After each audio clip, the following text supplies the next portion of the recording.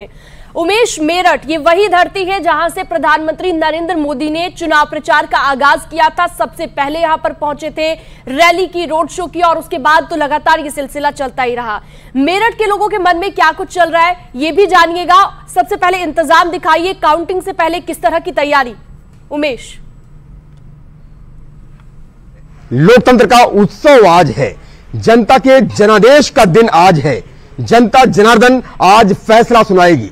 निश्चित तौर पर अगर चुनाव प्रचार की बात की जाए तो यहीं से प्रधानमंत्री नरेंद्र मोदी ने चुनावी शंखनाद किया था और आज बारी रिजल्ट्स की है। आज 4 जून की तारीख आ गई है और सभी में गजब का उत्साह देखने को मिल रहा है।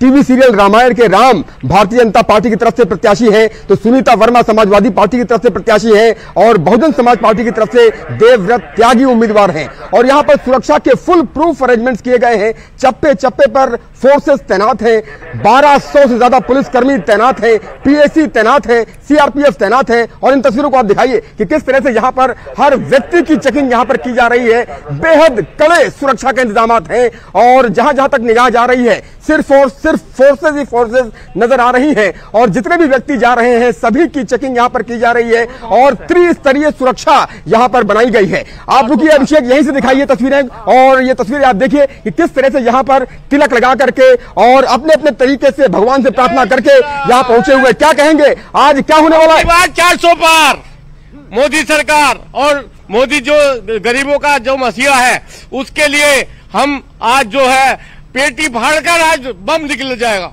आज जो है आप देख रहे हैं कि किस तरह से यहाँ पर सुरक्षा के व्यापक बंदोबस्त किए गए हैं। लोग भगवान की पूजा करके प्रार्थना करके यहाँ पहुंच रहे हैं। जितने भी लोग यहाँ पर पहुंच रहे हैं उन सभी की चेकिंग की जा रही है। त्रिस्तरीय सुरक्षा पूरे देश में ऐसी तैयारी है।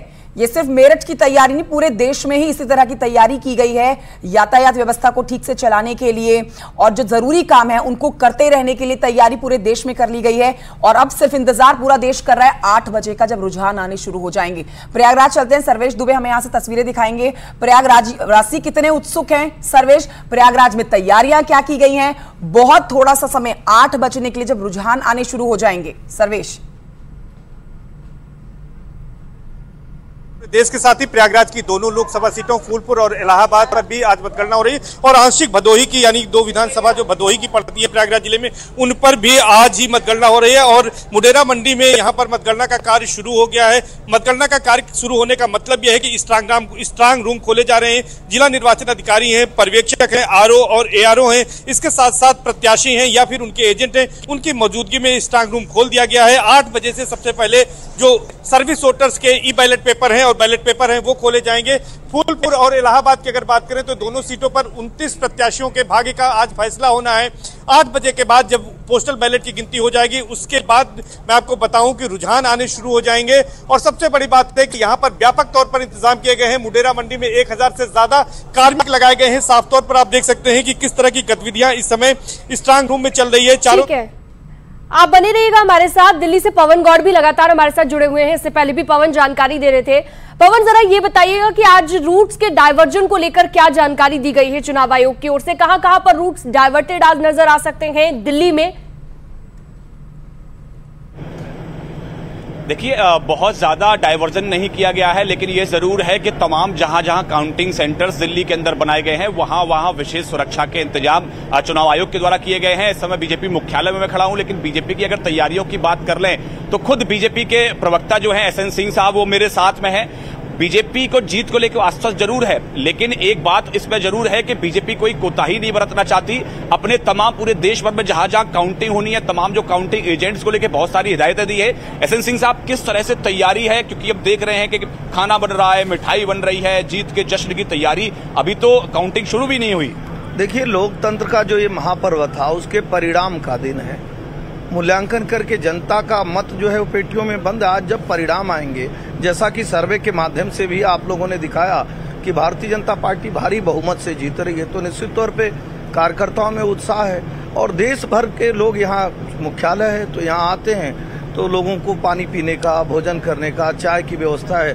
और मैं तो मुस्कुराते हुए कहूंगा कि आप लोगों के लिए, सभी लोगों के लिए जो यहाँ पे हैं सुबह से, सबके लिए व्यवस्था है। रही बात सुरक्षा की, तो आप देखिए कांग्रेस का जैसे बयान आ रहा था, जैसे इंडिया अलायंस के लोगों का बयान आ रहा था, तो चुनाव आयोग स्वतः संज्ञान लेते हुए लगभग 6 राज्यों में जहां पे ऐसे लग रहा था कि किसी गड़बड़ी की आशंका करेंगे, तो वहां पे अर्धसैनिक बल और बहुत सारे ऐसे फोर्सेज के इंतजाम किए गए हैं ताकि कोई अराजकता उत्पन्न न होने पाए। पार्टी ने अपने तमाम जो काउंटिंग एजेंट्स हैं उनको लेकर भी बहुत सारी हिदायतें दी है कि जब स्ट्रांग रूम खुलेगा तो किस तरह से उनको ध्यान रखना है, ईवीएम जब काउंटिंग शुरू होगा तो किस तरह से ध्यान रखना है, बहुत सारी हिदायतें काउंटिंग एजेंट्स को दी हैं।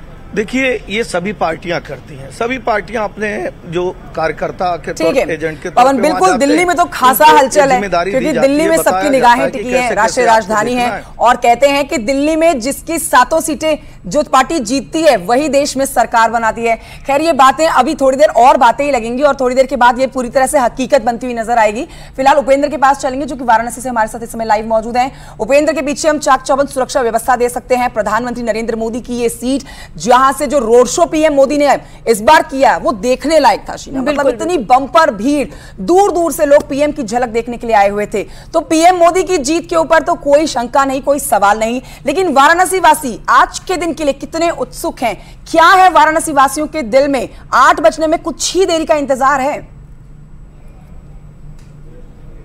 बिल्कुल, देखिए, सबसे पहले मैं आपको तस्वीर दिखाऊं। ये तस्वीर बहुत महत्वपूर्ण है। ये देखिए कैसे मैं अपने दर्शकों को बताऊंगा कैसे प्रशासन दोनों जो प्रत्याशी होते हैं सभी उनके सामने, देखिए ये वाराणसी के आपको डीएम एस राजलिंगम दिखाई दे रहे होंगे, पीएम नरेंद्र मोदी के जो यहाँ पर प्रतिनिधि हैं मनीष कपूर वो आपको दिखाई दे रहे होंगे, कांग्रेस प्रत्याशी अजय राय की ओर से महानगर अध्यक्ष राघवेंद्र चौबे आपको दिखाई दे रहे होंगे। इस तरीके से स्ट्रांग रूम को खोला जाता है। इस तरीके से प्रशासन जो भी प्रतिनिधि होते हैं, चाहे वो निर्दलीय हो चाहे वो दल के हो, उनके सामने स्ट्रांग रूम खोला जाता है। उसके बाद उसकी फोटोग्राफी होती है।